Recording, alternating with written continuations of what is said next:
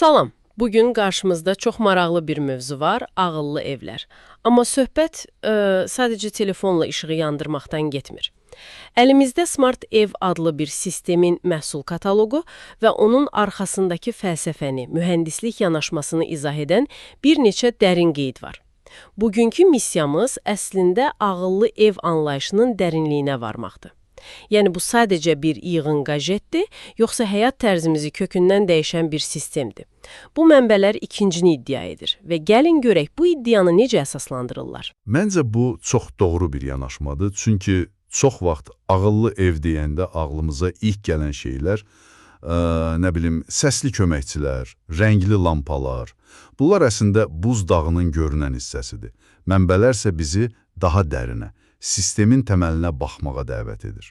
Söhbət üç əsas prinsipdən gedir. Sarsılmaz etibarlılıq, zamanla ayaqlaşan elastiklik və ən əsası bütün bunların sizin, yəni ev sahibinin həyatına necə xidmət etməsi. Bugün məhz bu təməlləri araşdıracaq. Yaxşı, gəlin lap təməldən başlayaq. Kataloqda ağıllı ev nədir sualına klassik bir cavab verilir. İşıq, pərdə, iqlim, təhlükəsizlik kimi funksiyaların rahatlıq, təhlükəsizlik və qənaət üçün vahid mərkəzdən idarə olunması. Bu aydındır. Amma qeydlərdə diqqətimi bir ifadə çəkdi.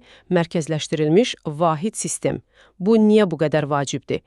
Yəni mən gedib mağazadan 5 fərqli markanın ağıllı cihazını alıb qurmaqla bunun fərqi nədir ki? Əla sualdır, çünki bütün fəlsəfə məhz bu nöqtədə başlayır. Baxın, fərqli markaların cihazlarını alanda siz əslində bir-biri ilə fərqli dillərdə danışan, hər biri öz bulut serverindən asılı olan bir neçə cihazdan ibarət bir kolleksiya yığırsınız. Biri işləməyəndə digərinin xəbəri olmur, mənbələrin vurğuladığı vahid sistem isə bunu bir orqanizmə bənzədir. Evin bir beyni var, sinir sistemi var və bütün orqanlar istər işıq, istər istilik sistemi, istərsə də təhlükəsizlik sensoru bu beyinlə birbaşa əlaqədədir.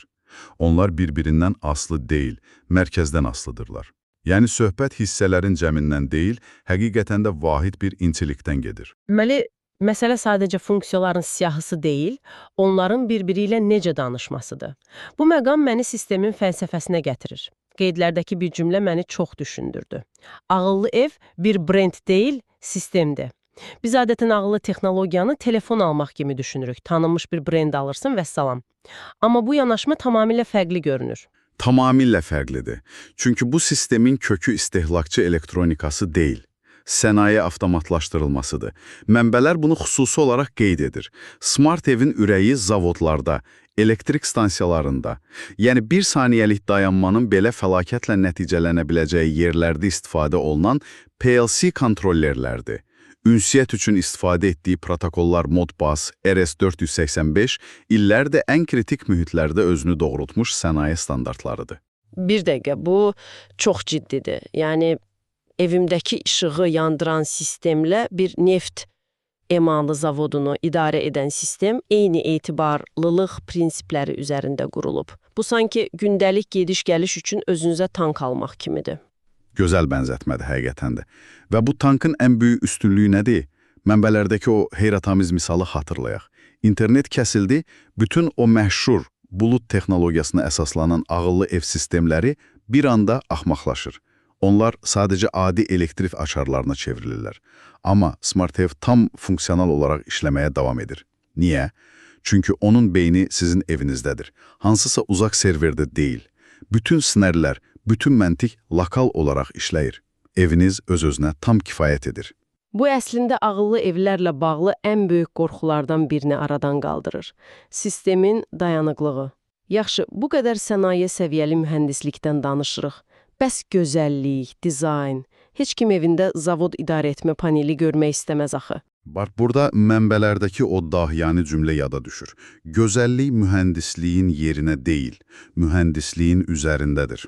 Bu bütün yanaşmanı dəyişir. Çox şirkət əvvəlcə gözəl bir sensor ekran, parlaq bir proqram hazırlayır, sonra onun arxasındakı texnologiyanı fikirləşir. SMRT-in fəlsəfəsi isə tam tərsinədir. Onlar əvvəlcə o etibarlı tank mühərrikini qurublar, sonra isə onun üzərinə lüks bir avtomobil dizayneri dəvət edib kuzovu hazırlayıblar. Nəticədə siz istənilən dizaynda bir evə sahib ola bilərsiniz. İstər klassik, istər loft, istər minimalizm. Sistem sizin interyerinizə uyğunlaşır, sizi öz çərçivələrinə salmır. Çünki fundamental texnologiya divarın arxasındadır, görünmür. Yaxşı, bu sənaye səviyyəli təməli anladıq. Etibarlıdır, internet kəsiləndə işləyir, amma bu biraz da qorxuducu səslənir. Yəni, işığı yandırmaq üçün mühəndislik dərəcəsinə ehtiyacım var. Məncə, mənbələr bu sualı idarə etmə interfeysi ilə birbaşa cavablandırır və bu həqiqətən də heyrətamizdir. Bəli, bu sistemin ikinci əsas sütunudur. Güclü texnologiyanı inanılmaz dərəcədə sadə etmək. O məhsul kataloquna baxanda ilk gözə çarpan şey nədir? Cihazların uzun bir siyahısı deyil. Evin interaktiv 3D planı. Gözləyin, mən bunu düz anladığımı əmin olmaq istəyirəm. Qeydlərdə deyilir ki, siz qonaq otağı tavan işığı kimi bir menyu axtarmırsınız.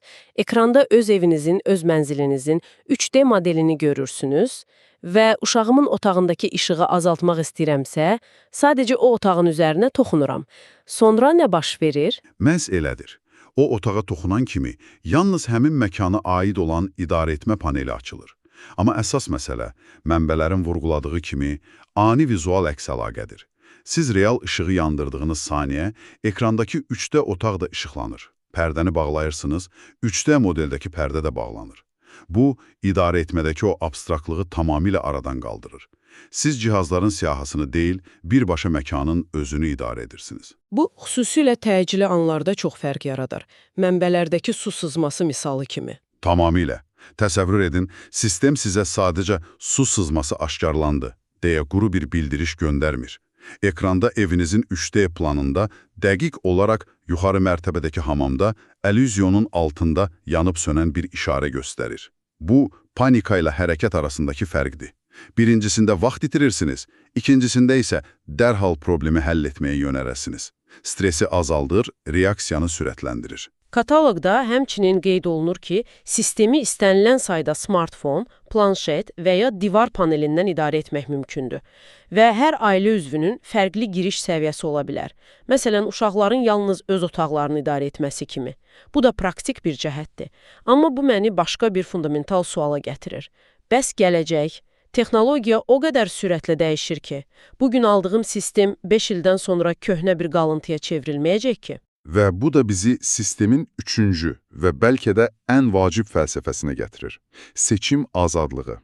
Mənbələrdə smart ev, tavanı olmayan bir sistem kimi təsvir edilir. Bunun mənası odur ki, sistem sizi tək bir brendə, tək bir protokola və ya tək bir texnologiyaya kilidləmir. Bu kilidlənməmək nə deməkdir? Praktikada bu mənə nə verir? Məsələlər üçün fərqli dillərdən, yəni protokollardan istifadə edir. Məsələn, işığı yandırmaq ani reaksiya tələb edir, düzdürmü? Bunun üçün RS-485 kimi birbaşa, sürətli və etibarlı bir xüsusi telefon xətti istifadə olunur. Düyməni bastın, işıq dərhal yandı, gecikmə yoxdur. Amma temperatur sensoru kimi cihazlar üçün hər saniyə məlumat almağa ehtiyac yoxdur. Onlar üçün Modbus kimi daha çox məlumatı etibarlı şəkildə çatdıran bir, necə deyim, səmərəli e-poçt sistemi istifadə edilir. Mühəndisliyin məğzi budur. Hər iş üçün doğru aləti seçmək. Bu da o deməkdir ki, sabah tamamilə yeni, inqilabi bir işıqlandırma texnologiyası çıxsa, sistem onu inteqrasiya etməyə hazırdır. Çünki o, bir şirkətin taleyindən asılı deyil. Qeydlərdə KNX adlı bir standartla çox maraqlı müqayisə var. Bilməyənlər üçün deyim ki, KNX Avropada bina avtomatlaşdırılması üçün çox köklü, etibarlı bir sənaye standartıdır. Amma mənbələr onu çox sərt adlandırır. Bu nə deməkdir? Sərt o mənada ki, KNX çox güclü olsa da, onun məntiqini dəyişmək üçün adətən mütəxəssis çağırmalısınız. Mənbələrdə çox həyati bir misal var. Ailəyə yeni bir uşaq gəlir. İndi istəyirsiniz ki, gecə saat 3-də uşaq otağının qapısı açılanda dəhlizdəki işıq 100% yox, sadəcə 10% parlaqlıqla yansın ki, heç kim oyanmasın. KNX sistemində bu sadə dəyişiklik üçün çox güman ki, sistem quraşdırıcısını çağırıb pul ödəməlisiniz. Bəs smart evdə? Smart evdə isə karnan təminatını açırsınız və bir neçə kliklə bu ssenarini özünüz dəyişirsiniz. Dəhlizdəki işığın neçə saniyə sonra sönəcəyini, siqnalizasiya işə düşəndə hansı pəncərələrin nəzərə alınacağını, həyəcan siqnalının səsli sireni ilə, yoxsa sadəcə telefonunuza gələn bir WhatsApp mesajı ilə verilməsini, bütün bunları siz, yəni ev sahibi, özünüz təyin edirsiniz. Mənbələrin dediyi kimi, avtomatlaşdırma gücü sistemin sahibinə məxsusdur, onu hazırlayana yox. Sistem sizə diktə etmir, siz sistemi həyatınıza uyğunlaşdırırsınız. Bu çox güclü bir fərqdir. Deməli, sistem sadəcə ağıllı deyil, həm də öyrənə bilən və uyğunlaşa biləndir. Yaxşı, gəl bir sözlə cəmləyək. Bütün bu məlumatlardan sonra Smart evin əsas fəlsəfəsi nədir deyə bilərik? Məncə əsas fəlsəfə budur. Həqiqi komfort və rahatlıq dayanıqsız müvəqqəti həllər üzərində qurula bilməz. Smart ev ilk növbədə görünməyən, amma sarsılmaz bir təməl qurur, sənaye səviyyəli etibarlılıq. Sonra bu möhkəm təməlin üzərində intuitiv, gözəl və tamamilə sizin nəzarətinizdə olan bir təcrübə qat yaradır. Bu, zamanla köhnələnən bir texnologiya deyil, sizin həyatınızla birlikdə böyüyən, dəyişən və inkişaf edən bir orqanizmdir. Beləliklə, mənbələrdən çıxan nəticə odur ki, ağıllı ev seçimi əslində bir texnologiya seçimi deyil, bir fəlsəfə seçimidir.